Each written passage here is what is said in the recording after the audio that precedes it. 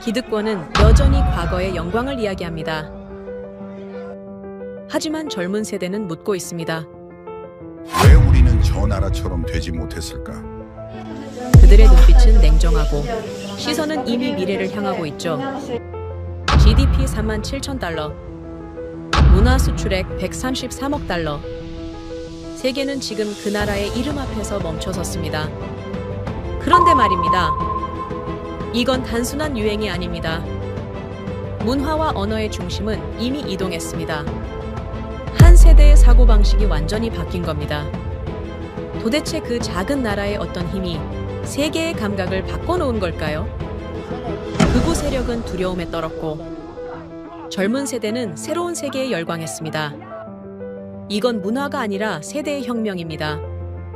그 혁명의 중심에 선 나라, 그 나라는 바로 대한민국입니다. 지금부터 그 놀라운 현장 속으로 들어가 보시죠. 미국에서 날아온 충격적인 이야기. 바로 시작합니다.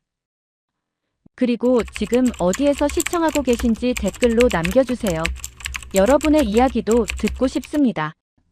그 전에 잠깐 1초 만에 누를 수 있는 좋아요 버튼을 꾹 눌러주시면 영상 제작에 큰 힘이 됩니다. 그럼 바로 사연 시작하겠습니다. 저는 일본에서 일본인이 되지 못했습니다.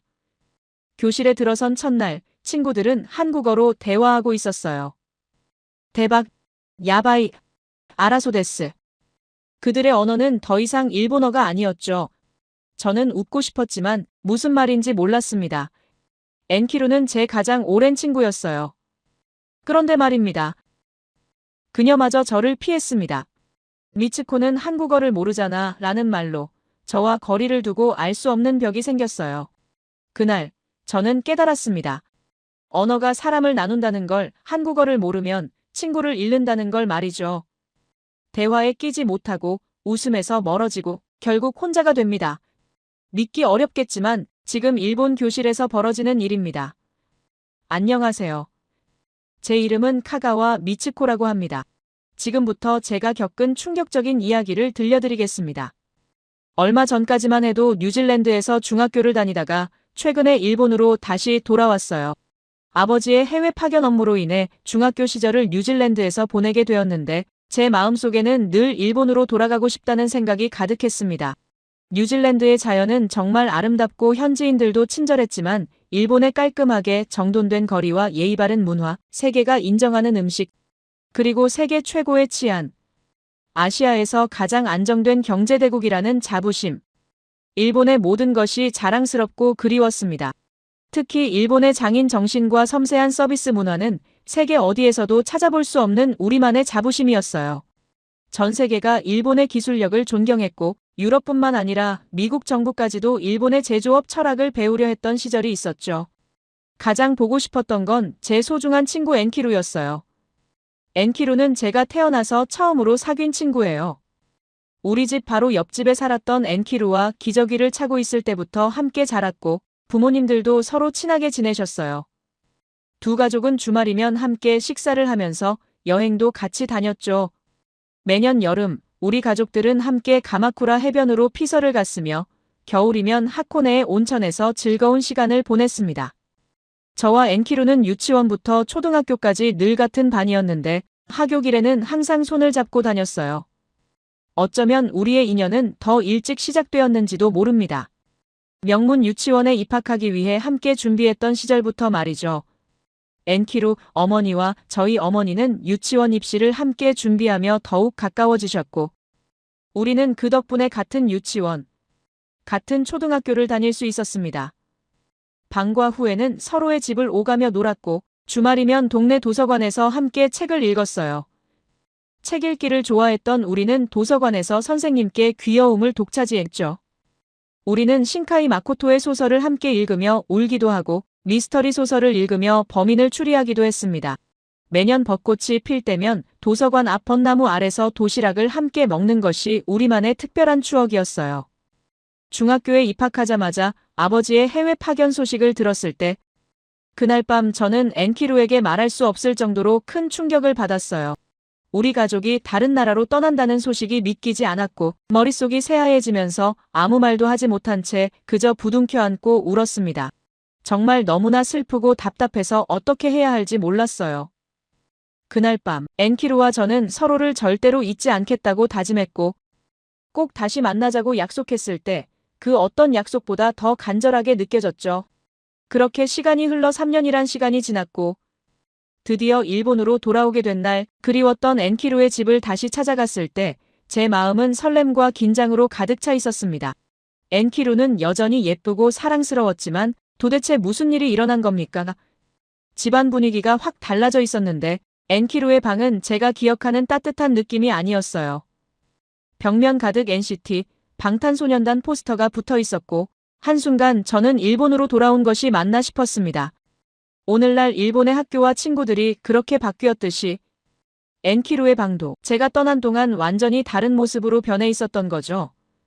그때부터 저는 이게 도대체 무슨 일이지라는 생각이 머릿속을 떠나지 않았습니다. 엔키루는 제게 한국 아이돌 그룹들의 매력을 열정적으로 설명했어요. NCT와 방탄소년단의 퍼포먼스와 노래는 물론이고 예능에서 보여주는 재치 있는 모습과 팬들을 향한 진심 어린 마음까지 모든 면에서 완벽하다며 눈을 반짝였습니다. 겉으로는 엔키루의 기분을 맞추려 애써 미소를 지었지만 속으로는 이해할 수 없었어요. 우리나라의 아이돌도 충분히 멋진데 왜 하필 한국 아이돌에 이렇게까지 열광하는지 거리감이 느껴졌습니다. 며칠 후 학교에 등교했을 때는 더 큰 충격을 받았는데요. 교실에서는 진짜 소래나 야바이 같은 한국어와 일본어가 뒤섞여 오가고 있었고 쉬는 시간이면 친구들은 한국 드라마 속 명장면을 따라하며 한국 문화에 푹 빠져 있었어요. 심지어 일부 친구들은 아예 한국어로만 대화를 나누고 있었는데 엔키루는 그 속에서 한국어를 마치 모국어처럼 구사하며 인기의 중심에 서 있었습니다. 이런 모습 속에서 저는 엔키루와 사이가 점점 멀어지는 기분에 가슴이 아팠어요. 태어나서부터 함께 자란 친구인데 이렇게 서로 다른 길을 걸어가야 한다는 게 너무나 슬펐습니다. 한국 문화에 대해 모르는 저와는 대화가 통하지 않는다며 엔키루는 한국 문화를 좋아하는 다른 친구들과 더 많은 시간을 보내기 시작했어요. 우리의 소중한 추억들이 이렇게 쉽게 끝나버리는 게 두려웠어요. 단순히 한국이라는 이유로 우리의 우정이 깨져버린다는 게 도저히 이해되지 않았습니다. 그동안 일본의 우수성만을 믿어왔던 제게 이런 상황은 받아들이기 힘든 현실이었지만 소중한 친구 엔키루를 다시 되찾기 위해서는 무언가 변화가 필요하다는 것을 깨달았습니다. 아무리 한국 문화가 싫더라도 우리의 우정을 지키기 위해서는 제가 먼저 다가가야 했어요. 중국이나 다른 나라의 문화도 아닌 왜 하필 한국이었을까요? 발칵 뒤집힌 일본 10대들의 세계 속에서 저는 선택의 기로에 서 있었습니다. 그래서 저는 한국 문화에 대해 알아보기로 마음먹었습니다.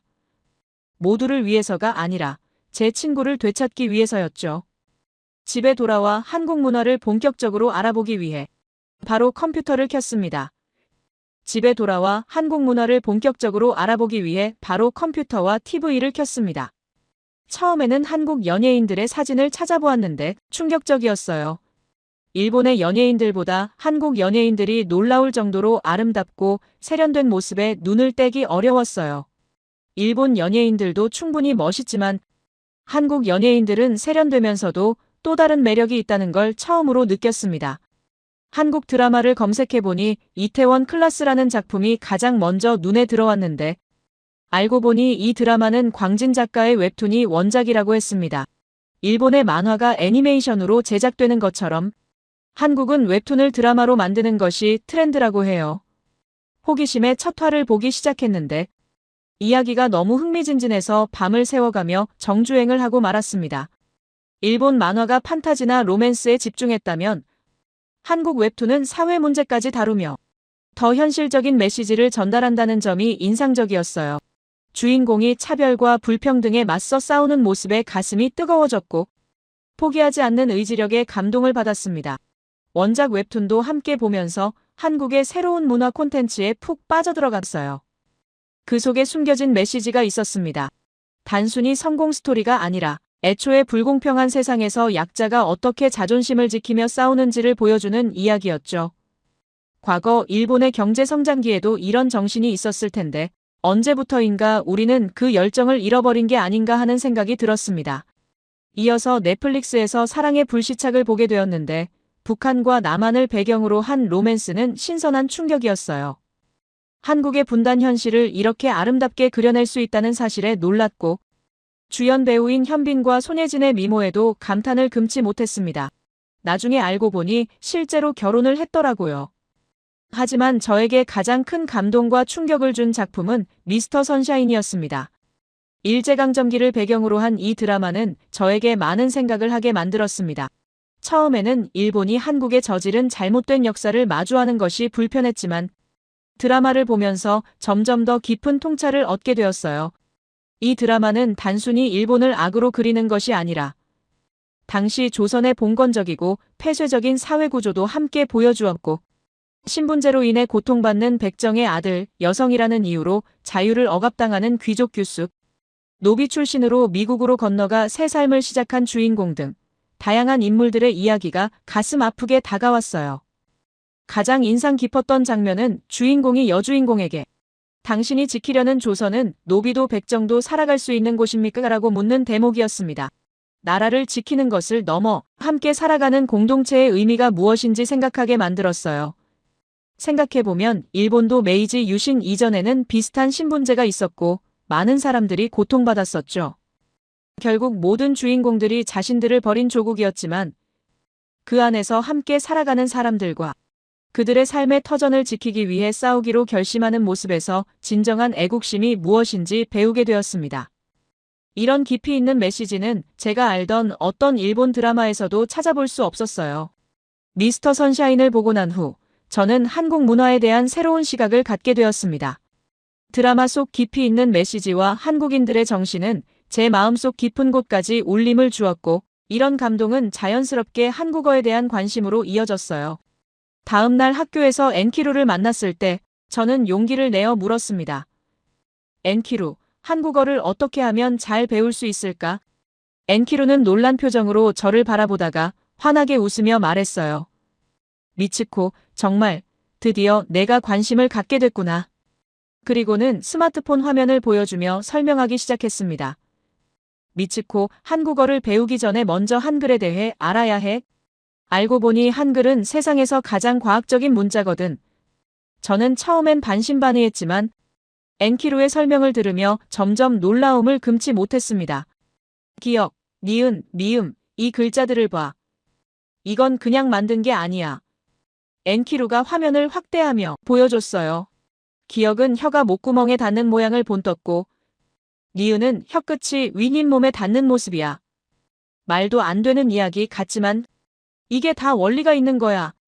저는 파헤쳐보고 싶어졌습니다. 정말로 그런지 제 입으로 직접 기역 소리를 내보며 혀의 위치를 확인해봤어요. 정말로 혀 뒤쪽이 목구멍에 닿더라고요. 그 순간 저는 전율을 느꼈습니다. 이런 상황에서도 과학적 원리를 바탕으로 문자를 만들 수 있었다는 게 믿기지 않았어요. 그리고 말이야, 엔키루가 계속 설명했습니다. 한글은 배우기가 정말 쉬워. 일본어는 히라가나, 카타카나, 한자까지 다 외워야 하잖아. 그런데 한글은 자음 14개, 모음 10개만 알면 모든 글자를 읽을 수 있어. 세계를 이끄는 언어학자들이 한글을 인류 최고의 발명이라고 부르는 이유가 있다는 걸 그때 알았습니다. 엔키루는 영상 하나를 보여줬는데 유네스코에서 문맹, 퇴치에 기여한 사람들에게 주는 상의 이름이 세종대왕 문해상이라는 거였어요. 도대체 어떤 문자이기에 유네스코가 그 왕의 이름을 딴 상을 만들었을까요? 상상 그 이상이었습니다. 리포트의 드라마 감상평을 이야기하고 싶어서 모르는 단어가 나올 때마다 메모하며 하나하나 찾아보았습니다. 처음에는 어색하고 조금 힘들었지만 드라마를 통해 한국어를 배우는 것이 정말 재미있다는 걸 깨달았어요. 그날 밤 집에서 혼자 드라마를 다시 보면서 그 단어들이 어떻게 쓰였는지 생각해보기도 했죠. 그리고 다음 날 학교에서 엔키루를 만났을 때 제가 열심히 공부하는 모습을 본 엔키루는 무척 기뻐하며 한국어 공부를 도와준다고 제게 말했어요. 그 말에 마음이 벅차올랐고 엔키루와 함께 한국어를 더 잘할 수 있을 거라는 생각에 기쁘기도 했지만 그만큼 나의 노력도 인정받은 것 같아서 그게 가장 행복했어요. 우리 학교에서는 시간이 지날수록 점점 더 많은 친구들이 한국어를 사용하고 있었습니다. 90% 넘는 학생들이 한국어로 대화를 나누었고, 한국어를 모르면 대화에 끼지 못하는 상황이 자주 발생했어요. 한국어 실력은 이제 친구들 사이에서 인기의 척도가 되어버렸고, 저도 본격적으로 한국어 공부를 시작했어요. 처음에는 한글이 낯설었지만 규칙적이고 과학적인 문자 체계의 신기함을 느꼈습니다. 드라마를 보면서 자연스럽게 한국어가 귀에 익숙해지기 위해 노력했고, 자주 쓰이는 단어들은 어느새 입에 붙기 시작했어요. 한국 문화를 알아갈수록 점점 더 흥미로워졌습니다. 우정을 위해 시작했지만 어느새 저도 한국 문화의 매력에 푹 빠져 있었습니다. 한국의 음식, 패션, 음악, 드라마까지 모든 것이 새롭고 신선하게 다가왔고, 무엇보다 한국의 젊은이들이 가진 도전 정신과 열정이 인상적이었어요. 세계를 이끄는 K-팝 아이돌들의 모습은 저에게도 큰 자극이 되었습니다. 이제는 엔키루가 왜 그토록 한국 문화에 빠져 있었는지 이해할 수 있을 것 같았어요. 한국 문화에 대한 관심이 깊어지면서 저는 부모님께도 이 사실을 말씀드려야겠다고 결심했습니다. 한국 문화에 대한 관심이 깊어지면서 저는 엔키루와 더 많은 시간을 보내게 되었습니다. 어느 일요일 오후 엔키루가 우리 집으로 놀러 왔어요. 첫 번째 실마리는 그날부터 시작되었던 것 같습니다. 제 방 책상 위에는 한글 공부 노트가 펼쳐져 있었고, 엔키루는 그걸 보며 정말 열심히 하고 있다며 웃었습니다. 우리는 함께 한글 자음과 모음을 연습하며 시간을 보냈어요. 기역, 니은, 디귿을 쓰면서 엔키루가 발음을 교정해 주었고, 제가 잘못 쓴 글자를 보며 함께 웃기도 했습니다. 이런 건 정말 오랜만이었어요. 엔키루와 이렇게 다정하게 시간을 보내는 게 말이죠. 뉴질랜드로 떠나기 전 우리가 도서관에서 함께 책을 읽던 그 시절이 떠올랐습니다. 한참 공부를 하던 중 엔키루가 문득 진지한 표정으로 이야기를 꺼냈어요. 미스터 선샤인 정말 다 봤냐고, 자기도 그 드라마를 봤다고 했습니다. 저는 고개를 끄덕이며 정말 감동적이었다고 대답했죠. 엔키루는 잠시 말을 멈추더니 그 드라마를 보고 나서 스스로 많은 생각을 하게 되었다고 했습니다. 분위기가 조금 무거워졌어요. 엔키루는 드라마를 보기 전까지는 한국과 일본의 역사적 관계를 잘 몰랐다고 했습니다. 학교에서 배운 역사는 일본의 입장에서만 서술된 것들이었고, 한국에 대해서는 그저 이웃나라 정도로만 알고 있었다고 했어요. 그런데 미스터 선샤인을 보고 나서 궁금해져서 여러 자료를 찾아봤다고 했습니다. 엔키루의 목소리가 조금 떨리는 것 같았어요. 일본은 한국을 도와준다는 명목으로 들어갔지만 실제로는 이기적이고 독단적인 행동을 많이 했다는 걸 알게 되었다고 했습니다. 토지를 빼앗고 이름을 바꾸게 하고 심지어 언어까지 금지시켰다는 사실이 충격적이었다고 했어요. 저도 그 이야기를 들으며 가슴이 먹먹해졌습니다. 드라마에서 본 장면들이 하나하나 떠올랐어요. 조선 사람들이 자신의 땅에서 쫓겨나고 자신의 이름을 잃고 자신의 언어를 빼앗기는 모습들이 말이죠. 그건 단순한 침략이 아니라 한 민족의 정체성을 지워버리려는 시도였다는 걸 이제야 이해하게 되었습니다. 엔키루는 계속해서 이야기했습니다. 자기도 처음에는 그냥 역사적 사실이려니 했는데 드라마 속 인물들의 고통을 보면서 그게 얼마나 잔인한 일이었는지 확실하게 느꼈다고 했어요. 만약 누군가가 일본에 와서 우리의 신사를 파괴하고 일본어를 쓰지 못하게 하고 일본 이름을 버리라고 한다면 얼마나 끔찍할까 상상해봤다고 했습니다. 저는 엔키루의 말을 들으며 울컥했어요. 정말 그랬을 것 같았거든요. 우리가 당연하게 누리는 것들, 우리말, 우리 이름, 우리 문화를 빼앗긴다는 건 상상만으로도 끔찍한 일이었습니다. 그런데 한국 사람들은 실제로 그런 일을 겪었던 거죠. 엔키루는 자기가 일본인이라는 게 부끄럽게 느껴졌다고 했습니다.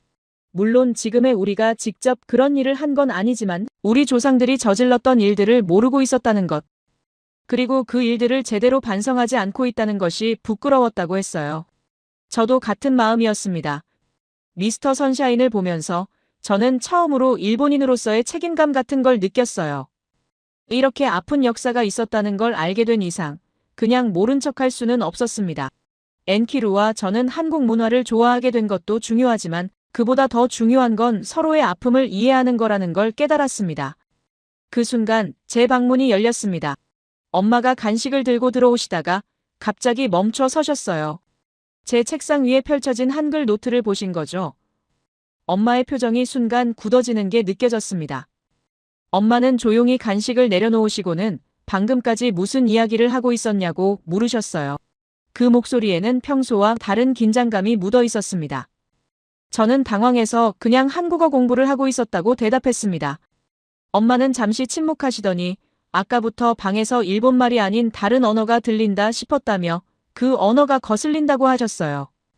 평소 부드러우셨던 엄마의 목소리에 날이 서 있었습니다. 엔키루는 어색하게 웃으며 인사를 드렸지만 엄마는 그저 짧게 고개만 끄덕이셨죠. 엄마가 방에서 나가신 후 엔키루와 저는 서로를 바라보며 아무 말도 하지 못했습니다. 분위기가 완전히 바뀌어 버렸어요.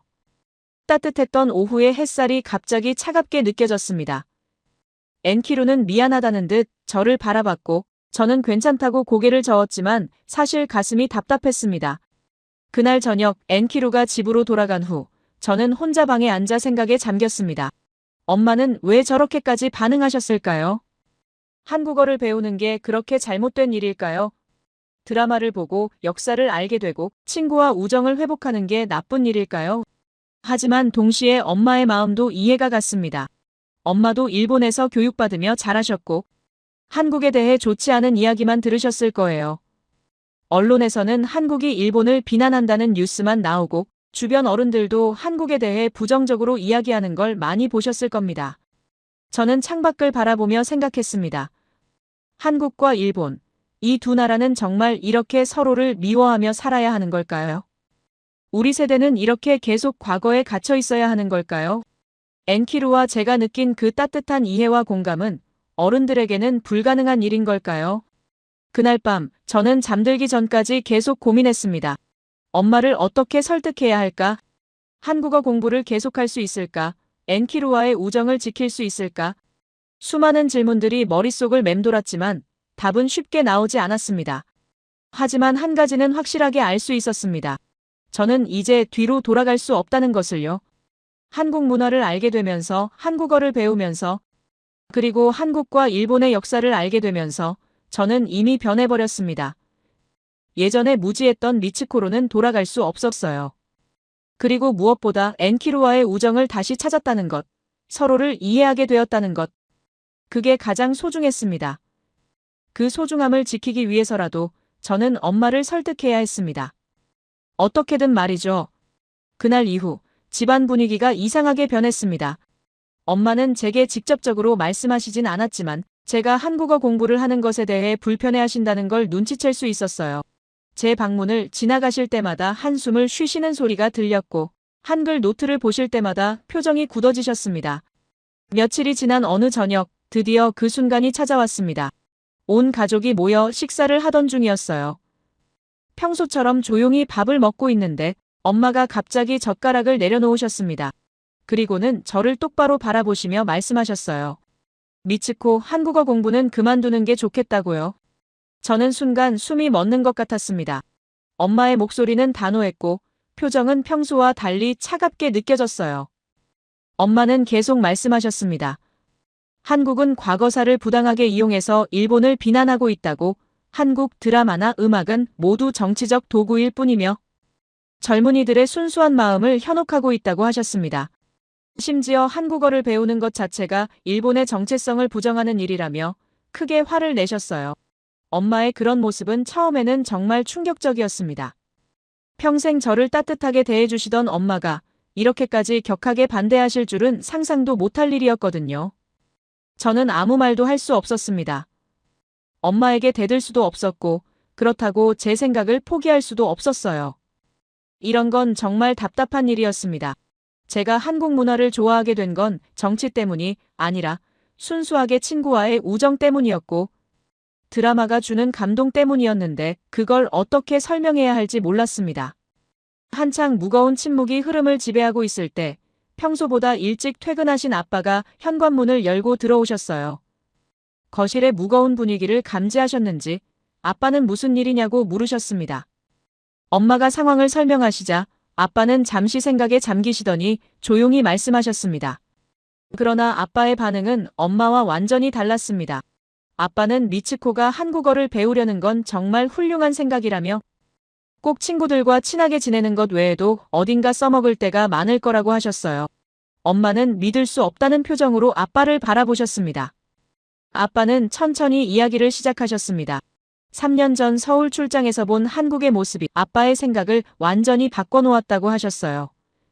세계 최고 수준의 건설 기술과 IT 인프라, 그리고 젊은이들의 창의적인 에너지가 넘치는 도시, 서울의 모습에 깊은 인상을 받으셨다고 했습니다. 그 속에 아빠가 목격한 건 일본도 배워야 할 것들이 너무 많다는 사실이었어요. 아빠는 스마트폰을 꺼내 자료들을 보여주기 시작하셨습니다. 세계 IT 인프라 순위, 스타트업 성장률, 문화 수출액, 모든 지표에서 한국이 일본을 앞서고 있었습니다. 하지만 엄마는 여전히 납득하지 못하시는 표정이었어요. 아빠는 더 구체적으로 설명하셨습니다. 삼성의 반도체 기술이 지금 세계 시장을 장악하고 있다고, 일본이 한때 자랑하던 반도체 산업이 이제는 한국에 뒤처져 있다고 하셨습니다. 오랫동안 일본은 아시아의 기술 강국이라는 자부심을 가지고 있었습니다. 하지만 그 사이 한국은 상상도 못할 속도로 성장했고, 이제는 많은 분야에서 일본을 추월했다는 게 아빠의 설명이었어요. 아빠는 외국계 기업에서 오랫동안 주재원으로 일하셨기 때문에 국제 정세와 경제 흐름을 누구보다 잘 아시는 분이셨습니다. 아빠는 계속해서 말씀하셨습니다. 서울 출장 중에 만난 한국의 젊은 엔지니어들은 밤늦게까지 일하면서도 새로운 기술을 배우기 위해 주말에도 스터디 모임을 가졌다고 해요. 회사가 끝나면 곧장 도서관이나 카페로 달려가 영어 공부, 코딩 공부를 하는 모습이 인상적이었다고 하셨습니다. 그런데 말입니다. 가장 놀라웠던 건 그들의 태도였다고 해요. 자신들이 선진국들에 비해 아직 부족하다고 생각하며 끊임없이 배우려는 자세를 가지고 있었다는 겁니다. 오직 발전만을 생각하는 그 열정이 일본이 잃어버린 무언가였다고 아빠는 말씀하셨어요. 아빠는 한국 기업과의 회의에서도 많은 걸 느꼈다고 하셨습니다. 일본 기업들이 전통과 안정을 중시하는 동안 한국 기업들은 과감하게 투자하고 빠르게 결정을 내렸다고 해요. 이렇게 다른 기업 문화가 결국 성장 속도의 차이를 만들어낸 거라고 하셨습니다. 엄마는 여전히 불편한 표정이셨지만 아빠의 말씀에 조금씩 귀를 기울이기 시작하셨어요. 아빠는 더 설득력 있는 이야기를 꺼내셨습니다. 지금 일본도 한국의 협조를 구해야 할 부분이 많다고, 특히 반도체 분야에서는 한국 없이는 일본 산업이 돌아갈 수 없는 상황이라고 하셨습니다. 감히 누가 한국을 무시할 수 있겠습니까? 아빠의 목소리에 힘이 실렸습니다. 지금 한국은 세계가 주목하는 나라이고 한국어는 미래의 언어가 될 수도 있다고 하셨어요. 미츠코가 한국어를 배우면 그건 단순히 언어 하나를 배우는 게 아니라 미래를 준비하는 거라고 강조하셨습니다. 아빠는 한 번쯤 생각해보라고 하셨습니다. BTS나 블랙핑크 같은 K-팝 그룹들이 오직 실력만으로 세계를 정복했다고, 정치적 도구가 아니라 순수한 문화의 힘으로 세계인들의 마음을 얻었다고 말씀하셨어요. 그게 바로 한국의 장점이라고 하셨습니다. 아빠는 과거사를 깨끗하게 청산하고 함께 협력하면 기업도 살고 나라도 산다고, 몇몇 우익 인사들 때문에 나라가 망하면 큰일이라고 하셨습니다. 확실하게 말씀드리자면 아빠의 그 한마디 한마디가 제게는 큰 힘이 되었습니다. 엄마는 한참 동안 아무 말씀도 하지 않으셨어요. 아빠와 엄마 사이에 무거운 침묵이 흘렀고 저는 숨도 제대로 쉬지 못한 채 두 분을 바라보고 있었습니다. 시계 소리만이 거실에 울려 퍼졌고 그 소리가 유난히 크게 들렸습니다. 아빠는 마지막으로 이렇게 말씀하셨습니다. 시대는 이미 바뀌었다고, 이제는 일본이 한국에게 배워야 할 때라고, 우리 세대가 과거에 얽매여 있는 동안 젊은 세대들은 이미 새로운 세상을 보고 있다고 하셨어요.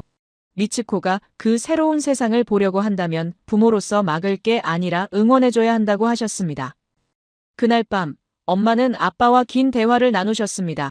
제 방에서도 거실에서 들려오는 두 분의 목소리가 들렸어요. 때로는 높아지고 때로는 낮아지는 목소리들이 밤늦게까지 이어졌습니다.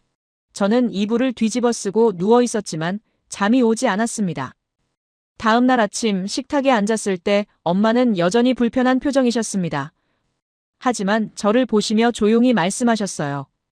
한국어 공부를 하고 싶으면 해도 좋다고, 대신 학교 성적이 떨어지면 안 된다고 하셨습니다. 그 말씀이 허락인지 경고인지 모호했지만 저에게는 그것만으로도 충분했습니다. 아빠는 아침 식사를 하시며 웃으셨습니다. 그리고는 다음 달에 있을 서울 출장에 우리 가족도 함께 가보는 게 어떻겠냐고 제안하셨어요. 엄마는 처음에는 난색을 표하셨습니다. 하지만 아빠의 진심, 어린 설득과 저의 간절한 눈빛을 외면하지 못하셨나 봅니다. 며칠 후, 결국 우리 가족은 한국 여행을 결정했습니다. 이것은 단순한 여행이 아니었어요. 우리 가족의 한국에 대한 인식이 변화하는 중요한 전환점이 될 것 같았습니다. 저는 엔키루에게 이 기쁜 소식을 전하고 싶어 들떠 있었어요. 엔키루는 정말 기뻐하며 한국의 여러 명소와 맛있는 식당들을 추천해 주었고 한국어로 된 여행 필수 회화도 알려주었습니다. 여행 전날, 저는 밤새 설레는 마음에 잠을 이루지 못했어요. 평소 엄격하던 엄마도 여행 가방을 챙기며 들뜬 표정은 감추지 못하셨습니다. 아빠는 출장 준비를 하시면서도 저희를 위해 서울 관광 코스를 꼼꼼히 계획해 주셨어요. 드디어 우리 가족의 한국 여행이 시작되려 하고 있었습니다. 드디어 설레는 마음으로 일본을 떠나 인천국제공항에 도착했을 때 우리가 알던 일본의 모습과는 전혀 다른 광경을 마주하게 되었습니다. 비행기 안에서부터 엄마의 표정은 계속 굳어 있었어요. 알면 알수록 엄마의 마음이 복잡하다는 걸 알 수 있었습니다. 승무원이 한국어와 일본어로 안내방송을 하는 동안 엄마는 창밖만 바라보고 계셨어요. 가족을 위해 어쩔 수 없이 이 여행을 허락하셨지만 여전히 한국에 대한 의심과 불안을 떨쳐버리지 못하고 계신 게 느껴졌습니다. 아빠는 그런 엄마의 손을 꼭 잡아주셨고 저는 조용히 기도하듯 바랐습니다. 엄마가 한국을 보시고 마음을 여셨으면 좋겠다고 말이죠. 비행기에서 내려 입국장으로 향하는 통로를 걷는데 소문대로 인천공항의 규모가 정말 어마어마했습니다. 나리타 공항도 세계적인 공항이라고 자부해 왔지만 인천공항의 규모와 시설은 그동안의 제 생각을 완전히 바꿔놓았습니다. 나리타 공항이 전통적인 일본의 모습을 고수했다면 인천공항은 마치 미래의 모습을 보여주는 것 같았어요. 입국장에서부터 첨단 기술로 가득했고 모든 절차가 신속하고 효율적으로 진행되었습니다. 특히 저를 놀라게 한 건 AI 통역 시스템이었어요. 저 멀리 외국인 관광객들이 영무원과 대화하는 모습이 보였는데 투명 스크린을 사이에 두고 각자의 언어로 이야기하면 자동으로 통역이 되어 화면에 나타났습니다. 왜 이런 시스템이 일본에는 없을까요? 일본도 기술 강국이라고 자부하는데 이런 건 정말 부끄러운 일이었습니다. 엔키루가 미리 알려준 대로 이 시스템은 영어는 물론 일본어, 중국어를 포함한 13개 언어를 지원한다고 했습니다. 모두를 위한 배려였죠. 더욱 감동적인 것은 이 시스템이 단순한 통역을 넘어 지하철 노선도 환승정보, 소요시간, 요금 안내까지 모든 정보를 제공한다는 점이었어요. 외국인 관광객들이 길을 잃지 않도록 세심하게 배려하는 모습이 인상적이었습니다. 엄마도 그 모습을 보시며 잠시 놀란 표정을 지으셨어요. 공항에서 서울로 가는 길, 우리는 공항철도를 이용했는데 일본의 복잡한 철도 시스템과는 달리 한국의 대중교통은 놀라울 정도로 단순하고 편리한 구조였습니다. 도쿄의 지하철은 13개 노선에 100여 개가 넘는 사철이 얽혀 있어 환승할 때마다 추가 요금을 내야 하고 환승거리도 멀어 불편함이 많았어요. 그런데 말입니다. 한국은 하나의 교통카드로 모든 대중교통을 이용할 수 있었고 환승도 무료였어요.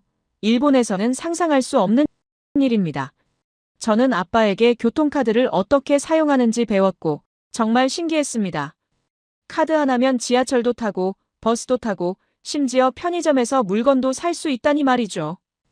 지하철역에 들어서는 순간 저는 또 한 번 놀랄 수밖에 없었습니다. 깔끔함이 먼저 눈에 들어왔어요. 역사 전체가 밝고 깨끗했으며 바닥에는 먼지 하나 없었습니다. 일본도 깔끔한 것으로 유명하지만 한국의 지하철역은 그 이상이었어요. 그리고 가장 놀라웠던 건 모든 승강장에 투명한 유리문이 설치되어 있다는 것이었습니다. 스크린도어요. 일본은 2020년 도쿄 올림픽을 앞두고서야 스크린도어 설치를 서두르기 시작했지만 아직도 많은 역에서 설치가 안 된 곳이 많은 실정입니다. 반면 한국은 모든 역사에 스크린도어가 설치되어 있어 안전성이 돋보였어요. 엄마는 스크린도어를 보시며 처음으로 긍정적인 반응을 보이셨습니다. 이건 정말 좋은 시스템이네라고 중얼거리시는 엄마의 목소리에서 조금씩 마음이 열리고 있다는 걸 느낄 수 있었습니다. 지하철 내부의 무료 와이파이도 인상적이었는데 일본은 아직도 많은 역에서 와이파이 설치가 미흡한 실정이었습니다. 전광판에는 한국어, 영어, 일본어, 중국어로 다음 역 안내가 나왔고 열차 안방송도 4개 언어로 나왔습니다. 모두를 위한 시스템이었죠. 알면 알수록 한국의 시스템과 편의성은 놀라웠고 한국이 얼마나 관광객들을 배려하고 있는지 잘 보여주는 것 같았습니다. 지하철을 타고 이동하는 동안 창밖으로 보이는 서울의 모습도 인상적이었습니다. 높은 빌딩들 사이로 한강이 흐르고 산과 도시가 조화롭게 어우러져 있었어요. 일본의 도쿄와는 또 다른 매력이 있었습니다. 도쿄가 전통과 현대가 혼재된 도시라면 서울은 미래와 역사가 공존하는 도시 같았어요. 몇 번의 환승을 거쳐 우리는 목적지에 도착했습니다.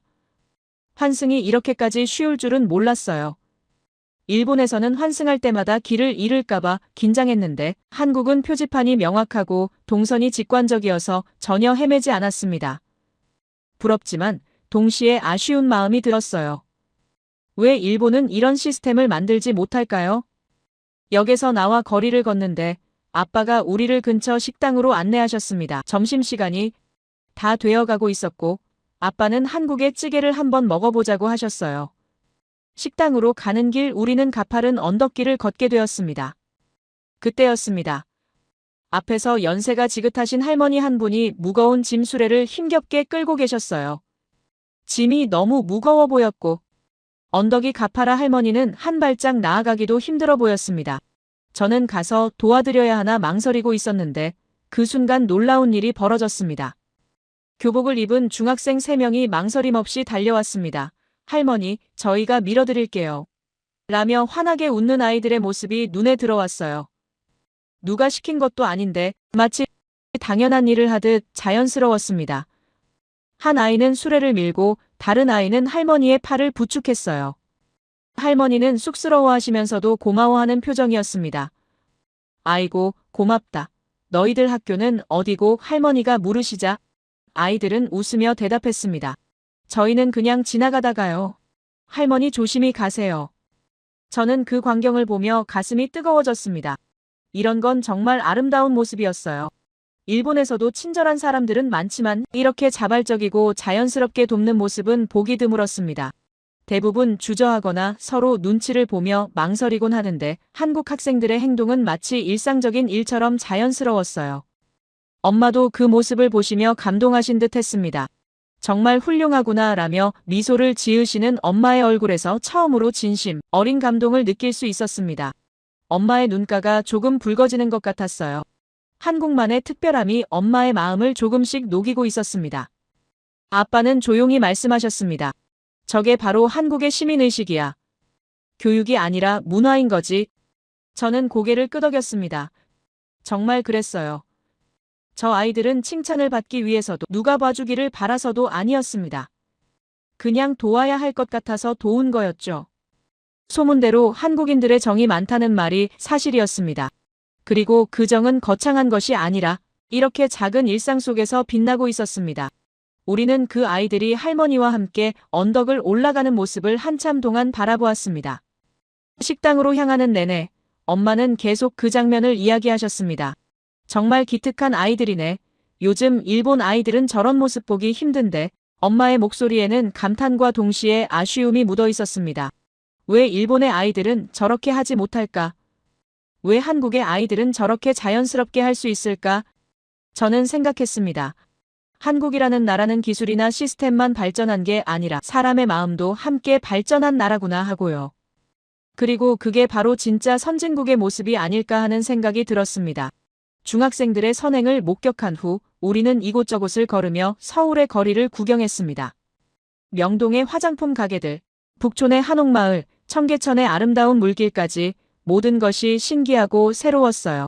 특히 엄마는 한옥의 처마 곡선을 보시며 일본의 전통 건축과 비슷하면서도 다른 매력이 있다고 하셨습니다. 그렇게 걷다 보니 어느새 오후 3시가 넘어가고 있었고 아침 일찍 출발한 탓에 점심을 제대로 먹지 못했던 우리는 빠르게 허기가 졌습니다. 배에서 꼬르륵 소리가 나자 아빠가 웃으며 이제 한국 음식을 제대로 먹어볼 시간이라고 하셨어요. 저는 엔키루에게 미리 추천받았던 메뉴를 떠올렸습니다. 한국에 가면 가장 먹고 싶었던 음식 바로 삼겹살이었어요.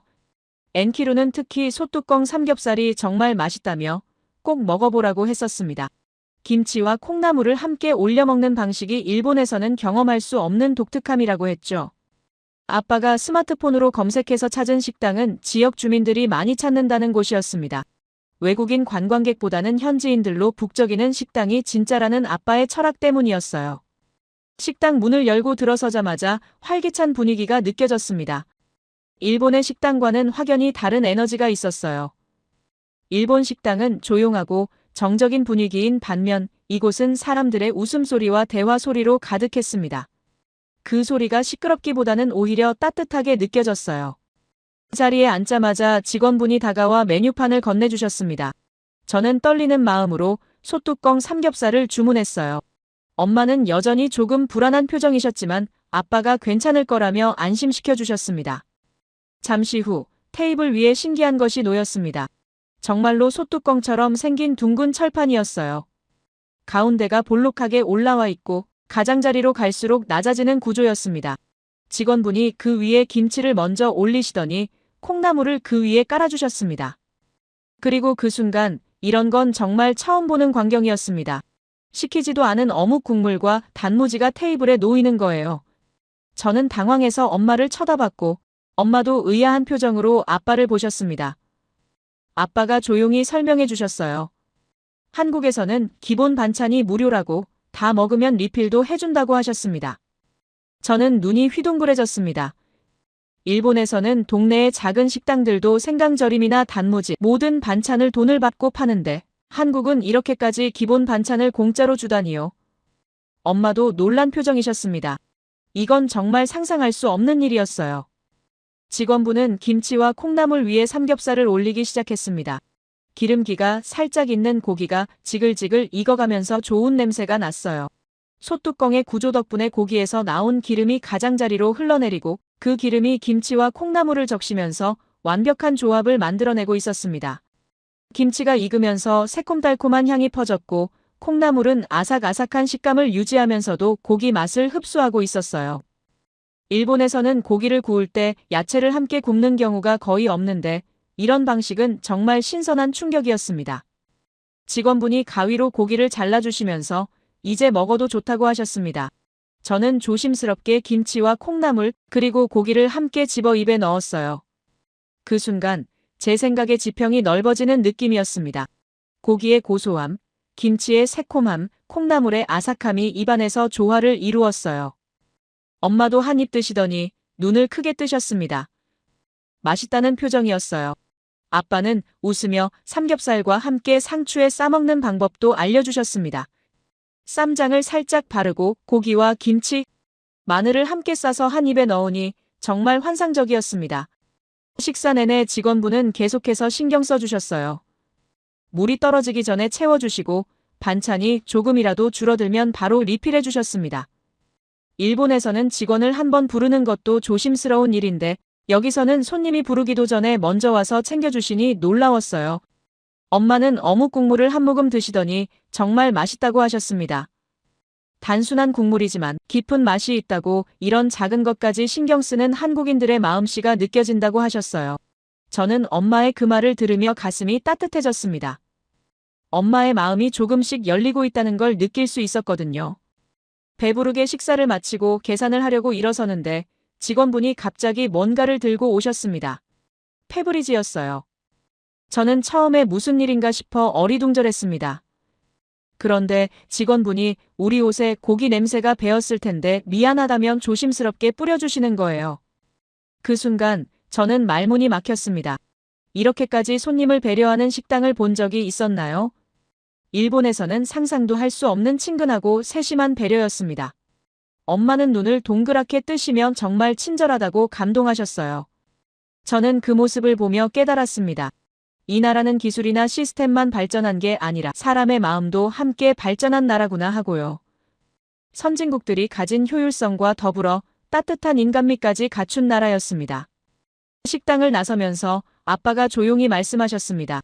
이게 바로 한국의 여행 문화라고, 관광객을 단순히 돈을 쓰는 손님이 아니라 자기 집에 온 귀한 손님처럼 대한다고 하셨어요. 이러니까 세계적으로 한국 여행이 인기를 끄는 거라고 하셨습니다. 엄마는 한참 동안 아무 말씀도 하지 않으셨습니다. 그저 걸으시면서 생각에 잠겨 계신 것 같았어요. 저는 엄마의 옆모습을 보며 작은 변화가 일어나고 있다는 걸 느꼈습니다. 한국에 대한 편견이 조금씩 무너지고 있었던 거죠. 우리는 기분 좋게 걸으며 한국의 거리를 더 구경했습니다. 그런데 잠시 후 큰일이 벌어졌습니다. 엄마가 갑자기 소리를 지르셨어요. 핸드폰이 없다는 거예요. 분명히 식당에서 사진을 찍었는데 지금 가방을 뒤져봐도 핸드폰이 보이지 않았습니다.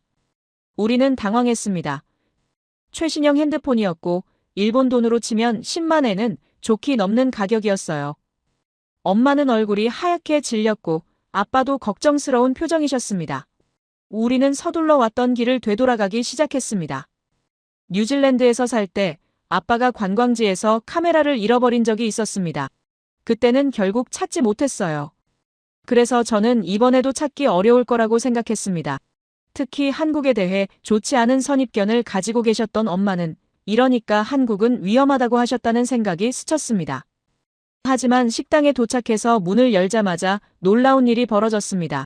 아까 그 직원분이 환하게 웃으며 엄마의 핸드폰을 들고 계셨어요.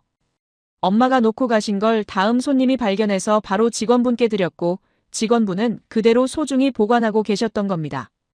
직원분은 엄마가 다시 올 거라고 믿었다며 핸드폰을 건네주셨습니다. 엄마는 핸드폰을 받아들고는 한참 동안 말을 잇지 못하셨어요. 그리고 떨리는 목소리로 정말 고맙다고 감사하다고 연신 말씀하셨습니다. 저는 그 장면을 보며 울컥했습니다. 이건 단순한 핸드폰 반환이 아니었어요. 엄마가 가지고 있던 한국에 대한 편견, 그 벽이 무너지는 순간이었습니다. 엄마의 눈가가 붉어지는 걸 보면 저도 눈물이 났습니다. 식당을 나서면서 엄마는 계속 중얼거리셨습니다. 정말 놀랍다고, 한국 사람들은 정말 정직하고 친절하다고, 자신이 얼마나 편견에 사로잡혀 있었는지 부끄럽다고 하셨어요. 아빠는 엄마의 손을 잡아주시며 이제 알았으니 된 거라고, 늦지 않았다고 말씀하셨습니다. 저는 생각했습니다.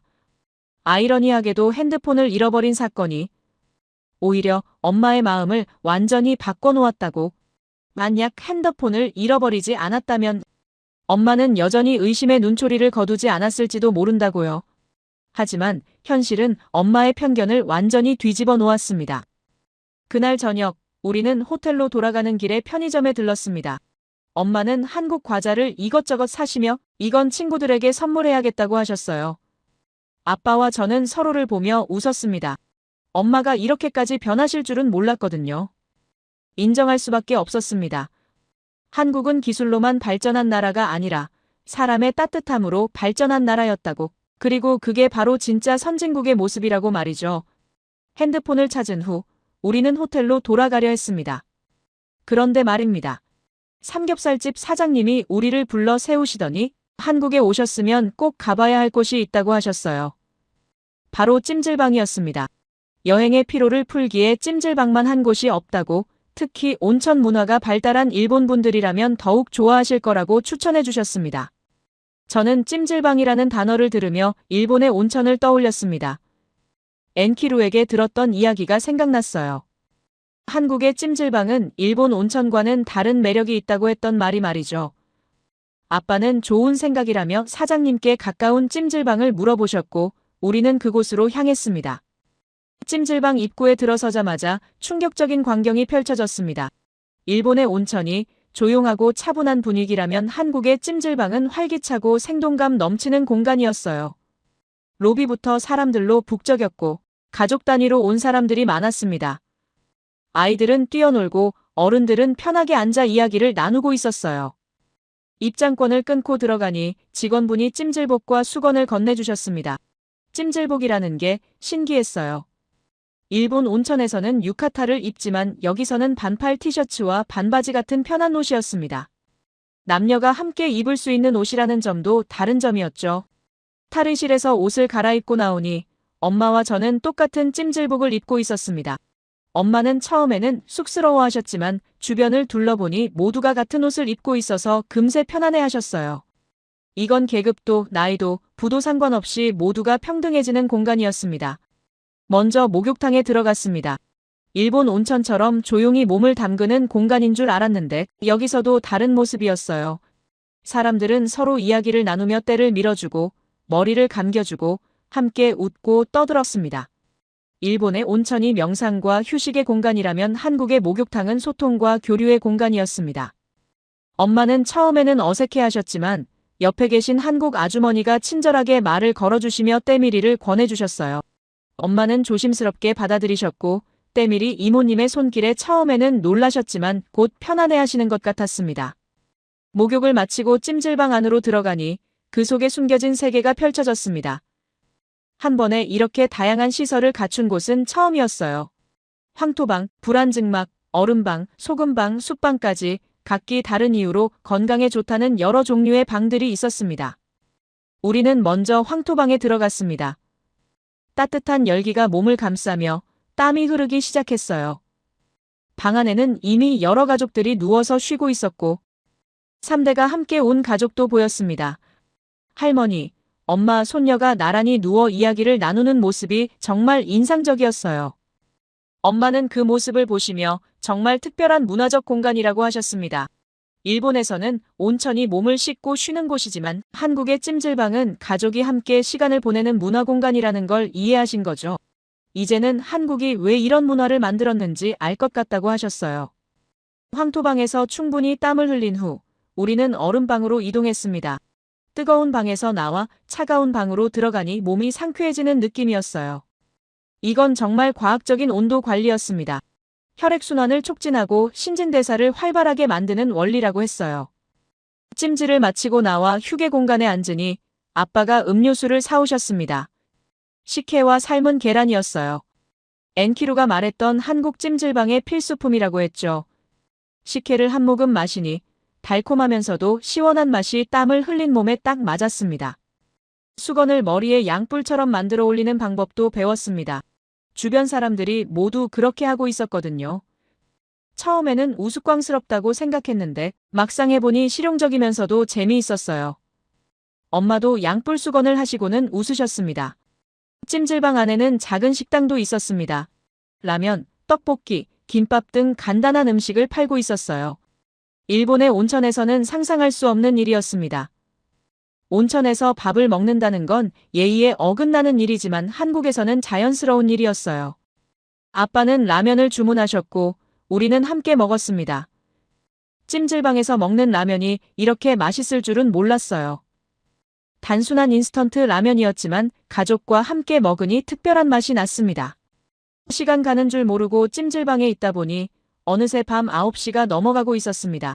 일본 같았으면 이런 시간에 여성들이 목욕탕에 있다는 것 자체가 상상도 할 수 없었을 텐데 한국의 찜질방은 전혀 달랐습니다. 오히려 이 시간에도 오후 6시처럼 이야기꽃을 피우는 여성들이 많았고 가족 단위로 찾아오는 사람들도 있었어요. 그때 아빠가 재미있는 걸 발견하셨습니다. 찜질방 안에 작은 코인 노래방이 있다는 거예요. 일본의 가라오케처럼 독립된 공간이 아니라 찜질방 안에서 편하게 노래를 부를 수 있는 작은 부스였습니다.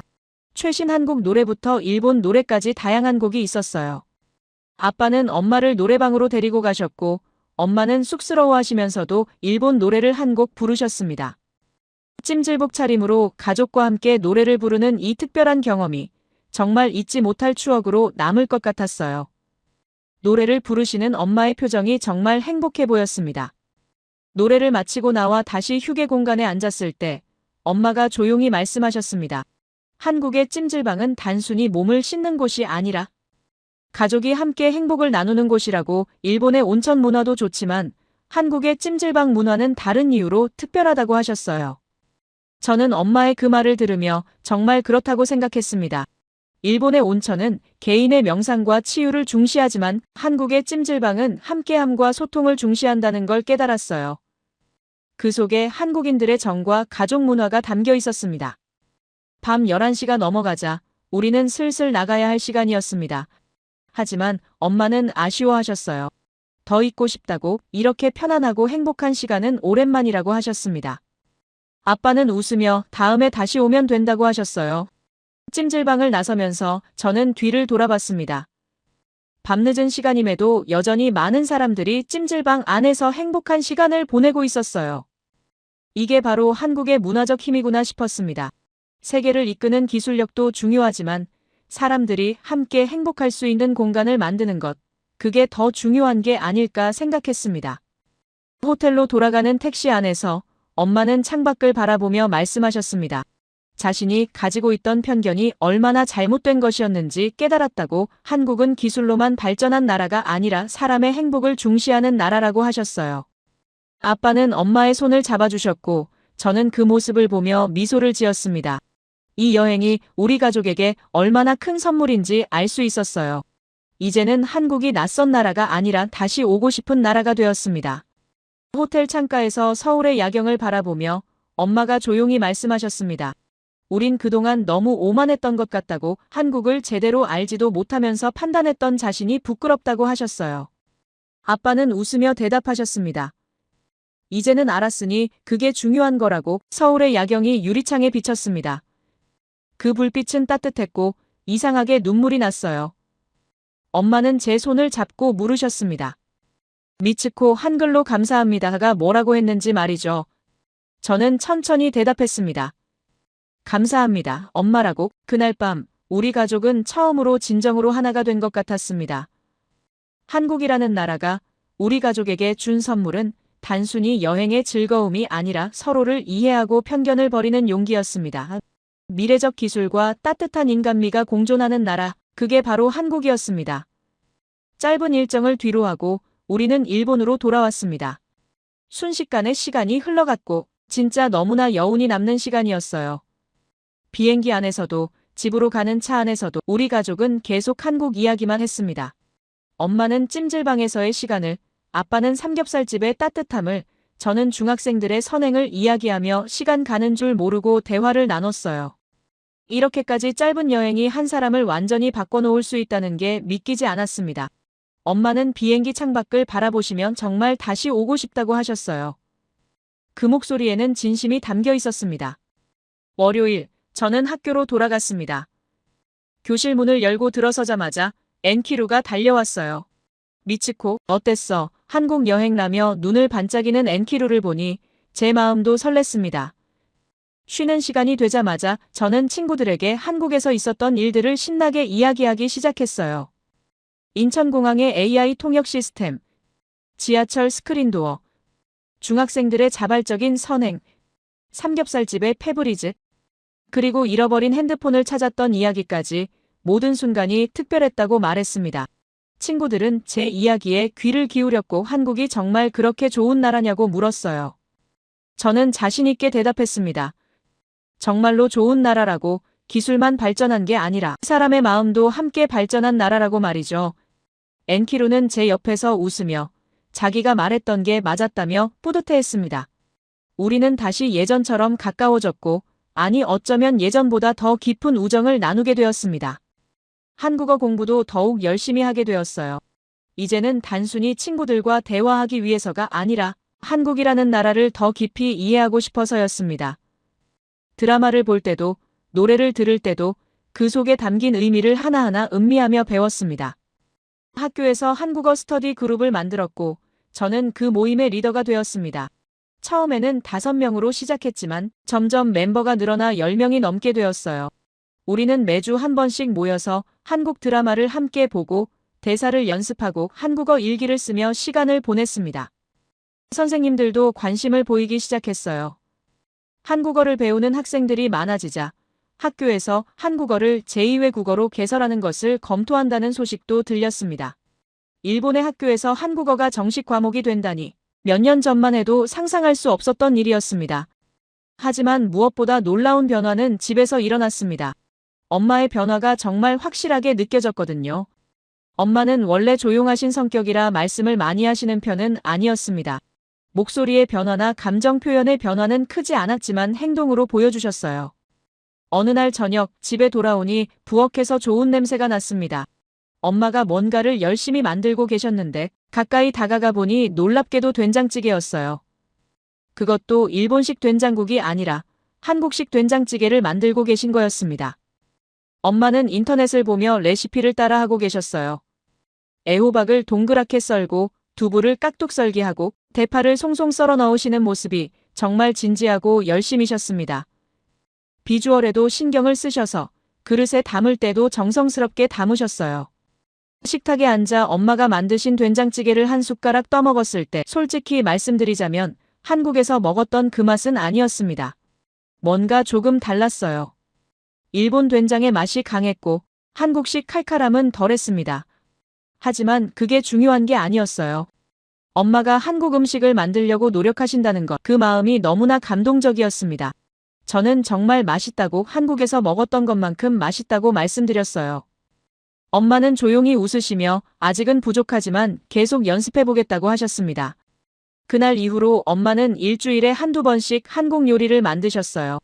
김치찌개도 만들어 보시고 비빔밥도 만들어 보셨습니다. 때로는 실패하기도 했지만 엄마는 포기하지 않으셨어요. 한국 식재료를 파는 가게를 찾아가시고 한국 요리 유튜브를 보시며 공부하셨습니다. 아빠는 그런 엄마를 보며 정말 많이 변하셨다고, 한국 여행이 엄마에게 큰 선물이 되었다고 하셨어요. 저도 그렇게 생각했습니다. 과거의 편견을 버리고 새로운 것을 받아들이는 엄마의 모습이 정말 아름다웠습니다. 엄마는 한국 드라마도 보기 시작하셨어요. 처음에는 제가 보는 드라마를 함께 보시다가 나중에는 엄마가 먼저 드라마를 찾아보시고 추천해 주시기도 했습니다. 엄마가 가장 좋아하셨던 드라마는 미스터 선샤인이었어요. 저와 같은 드라마를 보며 함께 울고 함께 분노하고 함께 감동받았습니다. 한국어 학습 앱도 다운로드 받으셨어요. 조용히 혼자서 한국어를 공부하시는 엄마의 모습을 볼 때마다 제 가슴이 뭉클했습니다. 이렇게까지 변하실 줄은 정말 몰랐거든요. 그러던 어느 날 저녁 가족이 함께 모여 식사를 하던 중 아빠가 좋은 소식을 전해주셨습니다. 내년 봄에 다시 한국에 갈 수 있을 것 같다고, 이번에는 출장이 아니라 순수한 가족 여행으로 말이죠. 저는 너무 기뻐서 소리를 질렀고 엄마도 환하게 웃으셨습니다. 아빠는 이번에는 서울뿐만 아니라 부산과 제주도도 가보면 어떻겠냐고 제안하셨어요. 부산의 해운대 해변, 감천 문화마을, 그리고 제주도의 아름다운 자연까지 생각만 해도 설렜습니다. 저는 한라산에도 꼭 가보고 싶다고 말했습니다. 엔키루에게 들었는데 한라산 정상에서 보는 일출이 정말 장관이라고 했거든요. 엄마는 그것도 좋겠다며 가족이 함께 산을 오르는 것도 의미 있을 것 같다고 하셨어요. 그리고 더 좋은 소식이 있었습니다. 엔키루네 가족도 함께 가기로 했다는 거예요. 엔키루 어머니도 다시 한국에 가고 싶어 하셨고, 우리 두 가족이 함께 여행을 가면 더욱 즐거울 것 같다고 하셨습니다. 저는 상상만 해도 행복했어요. 가장 친한 친구와 함께 한국을 여행한다니요. 일본과 한국, 이 두 나라는 역사적으로 복잡한 관계를 가지고 있습니다. 하지만 저는 믿습니다. 우리 같은 젊은 세대들이 서로를 이해하고 배우려 노력한다면 언젠가는 두 나라가 진정한 이웃이 될 수 있을 거라고 말이죠. 한국은 저에게 많은 것을 가르쳐 주었습니다. 기술의 발전도 중요하지만 사람의 따뜻함이 더 중요하다는 것을, 과거를 인정하고 미래로 나아가는 용기가 필요하다는 것을, 그리고 편견을 버리고 열린 마음으로 세상을 바라보는 것이 얼마나 아름다운 일인지를 말이죠. 이제 저는 한국어를 들으면 경쟁이 아닌 존경을 느낍니다. 한글을 보면 단순한 문자가 아니라 과학과 철학을 담은 예술품을 봅니다. 한국 드라마를 보면 엔터테인먼트가 아니라 인간에 대한 깊은 통찰을 배웁니다. 제 방 책상 위에는 이제 한글 노트와 한국 드라마 대사집이 놓여 있습니다. 벽에는 서울의 야경 사진을 붙여놓았어요. 그 불빛을 볼 때마다 저는 다짐합니다. 언젠가 저도 한국과 일본의 가교가 되는 사람이 되겠다고 말이죠.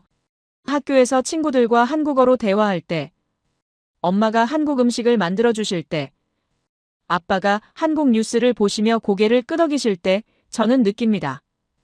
우리 가족이, 그리고 우리 사회가 조금씩 변하고 있다는 것을요. 변화는 거창한 것이 아닙니다. 작은 것에서 시작됩니다.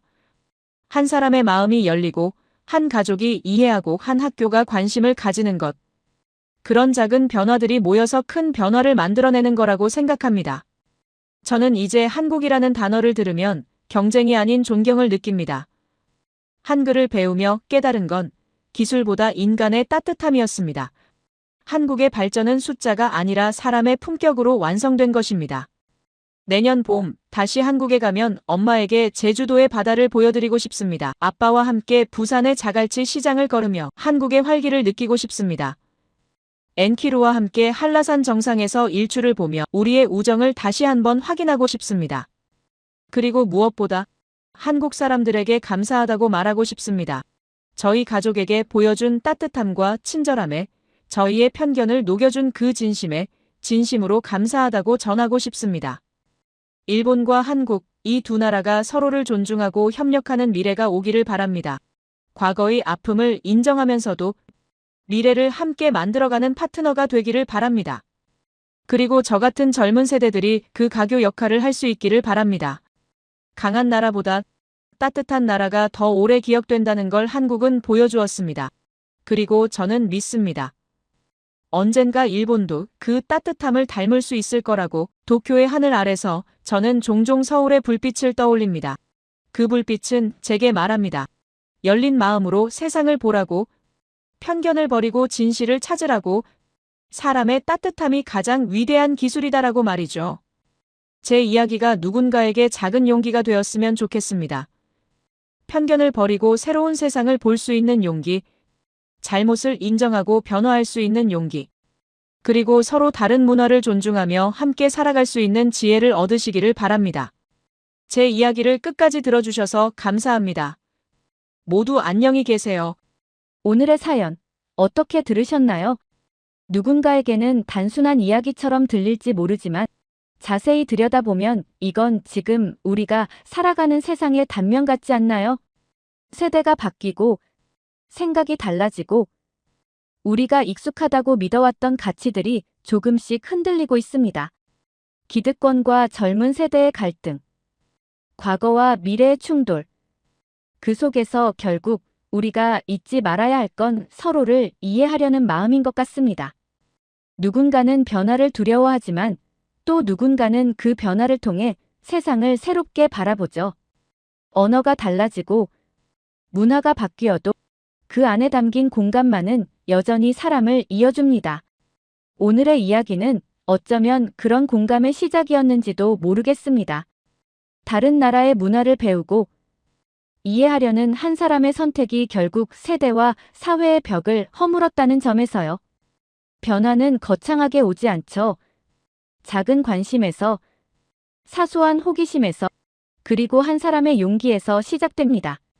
우리도 각자의 자리에서 조금씩 마음의 문을 열 수 있다면 세상은 지금보다 훨씬 따뜻해질 거라 믿습니다. 이 이야기가 여러분에게도 그런 작은 용기를 건넬 수 있기를 바라며 여러분의 생각을 아래 댓글에 남겨주세요. 그리고 감동적인 사연을 주변 사람들과 공유하고 함께 이야기 나눠보세요. 마지막으로 1초밖에 걸리지 않는 구독과 좋아요, 알림 설정은 영상 제작에 큰 힘이 됩니다. 지금까지 감동을 담아 여러분께 진심을 전하는 감동담기였습니다. 오늘 하루도 행복한 하루 보내세요.